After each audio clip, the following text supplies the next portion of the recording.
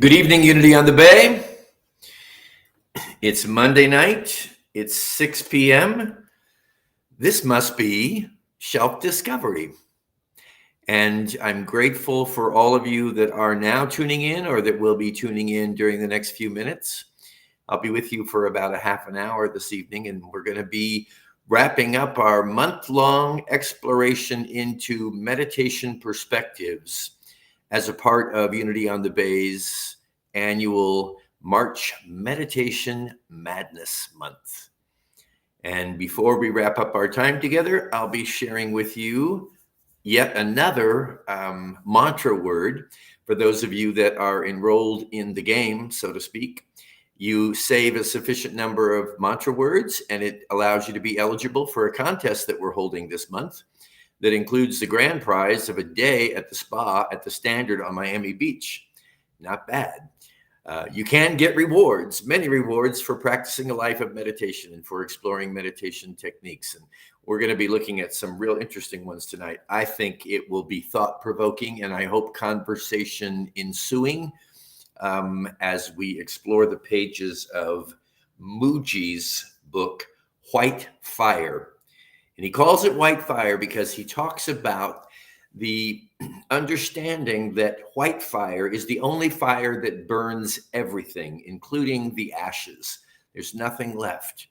And that's his approach to opening the gateway through which we are able to free ourselves from the nature of the egoic self and from all concepts, all desires, until we are empty. And he proclaims that it is only when we are empty that we are really available to the spontaneous nature of life. Good evening, Christina. Hi, Nancy. Glad to have you both with me tonight. Hi, Cindy. You remember when we went through White Fire in Mystical Minds, and I have the evidence to prove it with all of these worn pages, dog-eared corners, of which there are just like every other page, it seems, and lots of Post-its. That's what I do with my Bibles. Hi, Barbara. Thanks for being here tonight. If you are with me tonight, please let me know by posting a little greeting in the chat. Yes, Cindy remembers the work of Mooji. If you're with me, post something in the chat so I know you're here, and then keep on engaging in the dialogue tonight, because this is an interactive program. And it depends on your participation and your perspectives. I've believed for many years now that it's a misnomer to think that one person is a teacher and another person is a student. We are all one another's teachers and students. And it is in interactions like this, I believe, like we're going to have tonight, that we really are able to experience the genius, the spiritual genius and brilliance that's in every one of us. Hi, Pam. Thanks for being here. So again, tonight, White Fire with the Zen Master Mooji. And before we get into the material tonight, let me just share with you that there is a plethora of Mooji videos. There are a plethora, of Mooji videos on YouTube. And if you want to begin to discover more about this amazing man, I suggest that you tune into some of them. There are profound meditations and wonderful satsang talks that he delivers that are available to anybody that has access to YouTube. Hi, Tiffany. Nice to have you here, Tiffany. Thanks for introducing yourself to us. And let's get rolling, shall we? All right. The words of Zen Master Mooji. And just bear with me on this because there's some new ideas and new angles. Hi, Geeta. Glad you're here. Some new outlooks, some challenging ones, I would dare say. Here we go.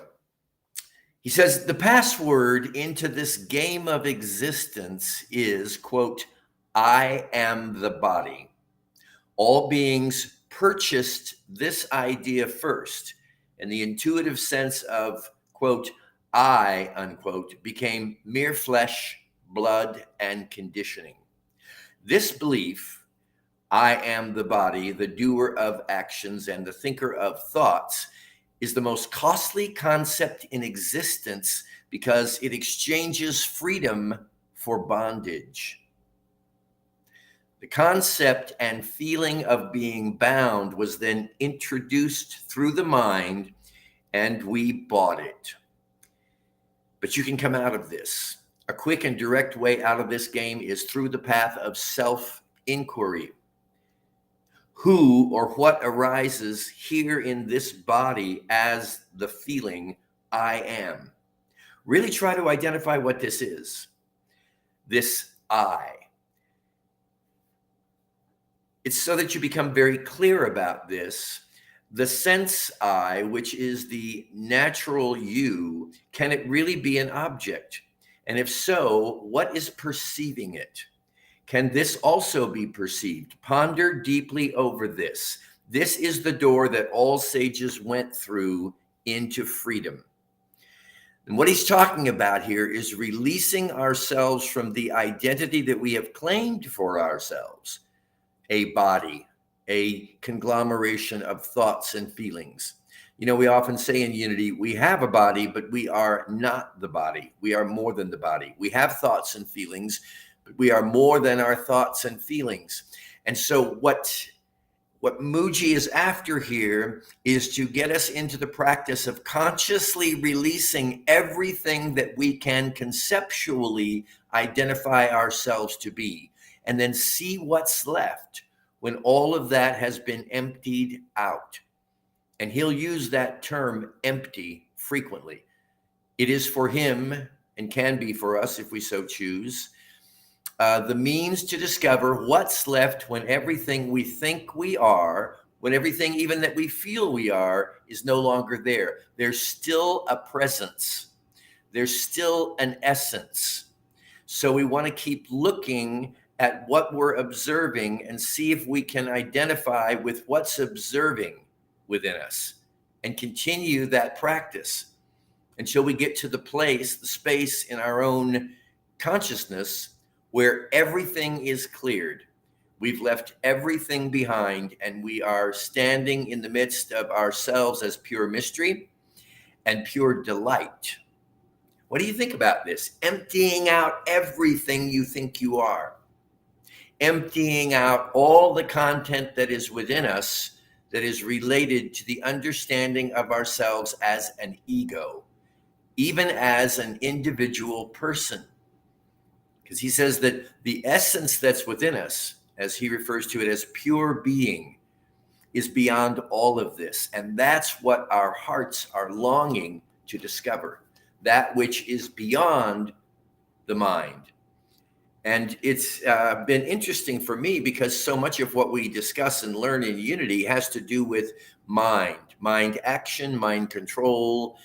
And Mooji's now telling us leave all that behind, as I understand it. Maybe you have a different take on this. Nancy, thank you. It helped me to ask, who is it who is observing my mind thinking? That's exactly the point. Thank you, Nancy. Who is it? What is it that's observing my mind thinking? Who is it? What is it that's watching this parade of thought and feeling activity and experience and taking it seriously as a means of identifying who they are, as opposed to releasing all of that and having a firsthand discovery? And that's a word he also uses quite a bit, discovery. It's effortless, it's desireless, it's free of all ambition, it's not waiting for anybody or anything, it's not prompting change, eliciting or soliciting change. It's just pure being. And I really believe that while some of the Unity terminology may differ from that which Mooji states in his book, the seeds, what I often call the stream of consciousness that is behind Unity, that is behind all of the new thought traditions as we understand them, that is behind most spiritual exploration that's going on in the world today, it's coming out of the same stream of consciousness. So if you can look for that, not only if you're reading Mooji or experiencing Mooji, but throughout your journey, look for the common thread. This is what the Fillmores did when they created the Unity movement. They looked for the commonality, not the differences. Our egoic nature will always jump at the chance to point out differences and to make those differences right or wrong or good or bad. And the whole concept behind Mooji, as I understand it, is the total non-judgmental observance of everything. Believing that in that space, we have access to pure peace. And Mooji says there is nothing more valuable than a peaceful mind and a peaceful heart. He says they are priceless. What do you think about this? Emptying yourself out here. Now, I love this next excerpt that I'm going to share with you because it's the immediate egoic response to everything Mooji teaches, I think. He says, what is the ego mind's fear of awakening? It is, who wants a relationship with Miss Nobody? Who will employ Mr. No Mind? You got nobody, you got no mind. Who wants this? That's my personal interjection there. What kind of future is there for one who is desireless? But I am reminding you that all these are the ego's taboos, imaginings, and attempts to distract you from your ever-perfect nature. In truth, your awakened life will be magnificent, harmonious, joyous, and complete. You like that, Gita? I like it primarily because it stimulates thinking. And what I find is the longer I've been on the planet, the less inclined I seem to be to find material perceptions, understandings, revelations that really push me even out of my unity box, if you will. So, yeah, who wants to aspire to be a nobody? I mean, really, I'm at an interesting point in my life right now. Maybe you are too, where for the first time, I don't think I'm going to be, after my retirement, I don't think I'm going to be career driven. I will still be driven, but not like I have in the past, where I'm creating prescriptions for how to get to where I want, as opposed to really fully, deeply experiencing where I am. And in my illusory nature, I'm thinking that will be a little easier to accomplish in retirement without the pressures and the strains of the demands of a work world. But I also don't want to be ignorant. I mean, my journey will go on, and I'm sure there will be many opportunities for me to continue to confront my own egoic nature and hopefully use those opportunities as chances to get free, which is what we're all looking for, I believe. Present and fully engaged, exactly, as the nothing that I am, which is the everything of my essence. Interesting. I'm curious what you think about this tonight, folks, because here we go, some more. Some more Mooji. This is another good one that you've heard me share before, but in different words. We don't like some human beings because they reflect something we don't like in ourselves. Let me say that again. We don't like some human beings because they reflect something we don't like in ourselves. Oh, Christina, that's exactly what is happening to me now after I retired. Yeah. You see, because so much of our identity is rooted in what we do, how we do it, in our jobs, in our employment, in our relationships even. We believe that this is what we are. And I think Mooji's encouragement is to look beyond that to something actually far more profound, meaningful, healing, abundant, and real in all capital letters. All right, where was I now? All right, Christina, thanks for the, go Mooji. Now, here we go. I'll say the first line again because it could be repeated all day long and it would be beneficial for me. We don't like some human beings because they reflect something we don't like in ourselves. We think it is in the other. but we actually carry this trait in ourselves. Now, if you were empty of this trait that you don't like, you wouldn't judge it. When you are free of that judgment, the trait ceases to appear even external to you. You don't see it, or at least you don't look toward it with great compassion and understanding, because you know it is not intentional. We are not really ignorant by choice. It seems like something is hiding the real seeing.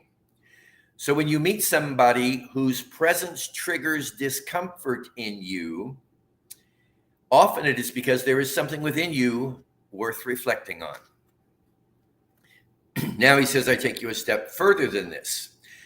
This which you are seeing in others and in yourself, this self that you find fault with, is only the idea you have of who you are and its own conditioning. It's not the true self. It's only the acquired state. It's not the true self. It's only the acquired state, the learnt or constructed self. This is where all the bad smell is coming from, he says. Rather than rejecting those encounters, wise ones welcome them. So this is about realizing that our world is an external projection of the content of our own consciousness. So there's all this stuff going on out there. Course in Miracles would tell us basically it's meaningless until we prescribe the meaning of it, and we lay that meaning upon it. And we are free to choose the meanings that we lay upon everything that's a part of our experience, our existence. And when we do that, we are going to be given opportunities to discover, for the most part, the unconscious aspects of ourselves that are creating our experiences. This is why difficult people, difficult situations and encounters, difficulty in life in general is actually a great gift. Because if we remember that our experience is the content of our consciousness being projected outward, then anything that we do not like, do not want, disagree with, or are triggered or irritated by is actually a great divine opportunity in disguise for us to discover yet another unconscious aspect of our own character that has been creating mischief, or as he says, this is where all the bad smell is coming from. So this is all about, as he says, self-inquiry, inquiring of ourselves what is being pointed out to us by the people and circumstances in our lives. And once we arrive at that place or space in consciousness where we are empty of conceptual thought, where we are empty, completely empty of judgment, then we find the shining star of what we would call in unity the Christ presence, the divine essence within us. And we consciously allow it to take up more of the space in our own awareness, thus in our focus and concentration. And that's what we begin to discover in our lives from day to day. This is how we change the world. And from this perspective, we would not seek to change the world by seeking to change external players in the world or external circumstances, but rather we would seek to change the way that we are perceiving them. And we would do that by recognizing it's time to do our own internal housekeeping, to be able to change the way in which we see people and circumstances. What do you think of this, friends? You're being mighty quiet out there tonight. I think it's radical. I do think it's radical. But I will tell you this, if you do feel so inclined to go on YouTube and find a Mooji meditation, they are some of the most beautiful meditations because he works persistently at getting you to continue to observe, find out the highest level of observation that's within you. And by doing that, you're refining yourself, you could say, into actually becoming the Christ presence without concept, without mental thought, I sometimes refer to this as the movement from new thought to no thought. And it's not for everybody, I know. That's why I'm talking with you about it tonight, because I feel like I have half a chance of you all saying, okay, whether I agree with it or not, I can at least allow it to come into my consciousness. Here we go, some more Mooji. I have to laugh. Don't know anything at all. Don't know anything at all. Meet everything in the moment as it arrives. Meet life like this, and you are on the road to true and pure existence, everlasting joy and contentment. Now, remember, when you're in this space, your ego, your conditioned nature, is going to completely disagree with this concept that not knowing anything at all and meeting the moment as it arises are going to take you into pure existence, everlasting joy and contentment. The ego will say it's total destruction. It's the end of everything. You have to remember that that's only because it is the end of everything as far as the ego is concerned. It is a hard one, my dear. It really is. These are not for the faint-hearted, and they're not for everybody. Then your life, he says, is not a series of events, but more a quality of being. Start with being empty before you make your first step. Then when you make your first step, see if you leave this beautiful emptiness or not. When you are so grounded in and as the source, it won't matter if you make 1, 10, or 100 steps in any direction. They will be steps made in the silence of being. The one who follows my advice will find something truly worth discovering yourself as you truly are. It is discovering life as it truly is. Christina, that is very true. Ego is tricky. It's probably also the understatement of the century or of all the ages. The ego is tricky. And the ego will buy into this and say, okay, yeah, let's empty ourselves. Let's follow the instruction here. But when the rubber meets the road, see what happens. Nancy, thank you. In a practical way, to set aside a little time to observe your thoughts by not getting caught up in them. As I read in a gospel from Thomas, be passerby and watch the drama go by. Then you may gain a few moments in the emptiness. That's just it. To avoid touching anything as it goes by. And most certainly not only touching, but clinging to, or even more important, identifying with.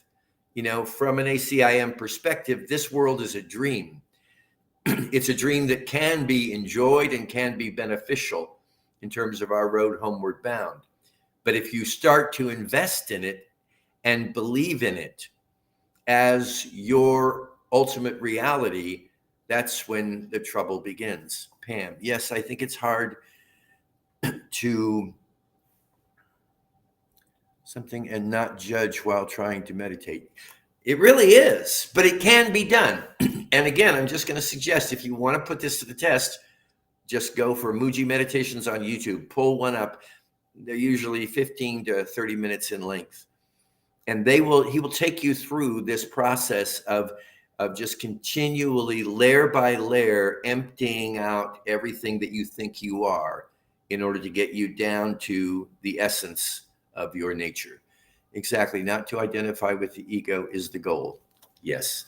With the ego and with the ego's imaginations.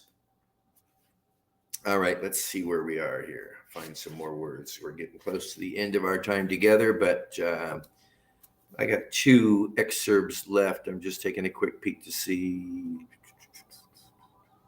which one I like best, and I think it's going to be this one. This is a good one to end our time with. Mooji is Mooji. Thank you, Pam. Happy to give you that information.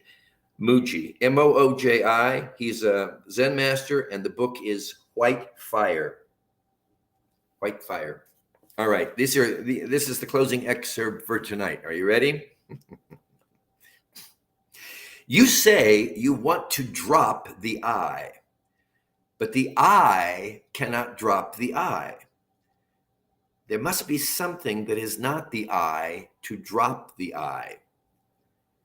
It is that which is aware of I, the most holy concept, the immaculate concept. Be that in which the I itself arises. Then you don't have to drop the I. You don't have to drop anything. You don't have to kill anything. You don't have to heal anything. You don't have to fix anything. You don't have to become anything or unbecome anything. You don't have to work on anything. You don't have to evolve. You cannot evolve to go back to what you are. And then he says, have I gone too far? This guidance is for the one who wishes to be conscious of their own consciousness right now. If you intend to awaken next year, we have to go back to I, which is time and change. Just repeat a portion of that. You don't have to drop anything. You don't have to kill anything. You don't have to heal anything. You don't have to fix anything. Wow, really? The ego just loves to fix. Of course, it can't fix until it identifies something or someone as broken. You don't have to become anything or unbecome anything. You don't have to work on anything. You don't have to evolve. You cannot evolve to go back to what you are. Have I gone too far? I don't know, friends. Have I gone too far? This is an interesting journey, this spiritual path. And while it may seem to have appeal in terms of making our world a better, happier, or more fulfilling place, what we really want to do is, I believe, release ourselves from the confines and constraints of this world, to free ourselves from that which we have created through our own narrow, limited perception and perspectives, and really break into this essence of our being, the essence of our being, which we're not going to understand with thoughts. We're probably not even going to be able to feel it totally through our feeling nature, but it's real. It's, in fact, the only real thing there is in this world. Cindy, these explorations are meant to take us far. That's what journeys do. You're right, Cindy. Okay, I'm going to wrap it up tonight, but not until I share with you the final for Shelf Discovery programming anyway, the final mantra word for March Meditation Madness. You ready? Get a pencil, write it down, add it to your list, enter the contest, and enjoy a wonderful day at the spa at the Standard in Miami Beach. Tonight's mantra word is energy.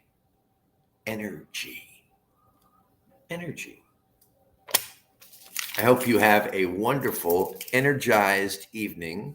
Thanks for being a part of Shelf Discovery again tonight. We'll see you next week. We're going to be exploring for 7 weeks, starting next Monday night, Deepak Chopra's book, 7 Laws of Spiritual Success. And we'll take one law each week and sort of plot our way through the pages of that little book, but really a remarkable book. Have a wonderful evening. Love you all so much. And it means the world to me that we come together like this. I believe we make a difference in the world every time we gather to contemplate the essence of pure being and the real beauty of life, inside and outside. Have a wonderful night. I'll see you next Monday. Shelf Discovery, 6 p.m. Be well. Be happy.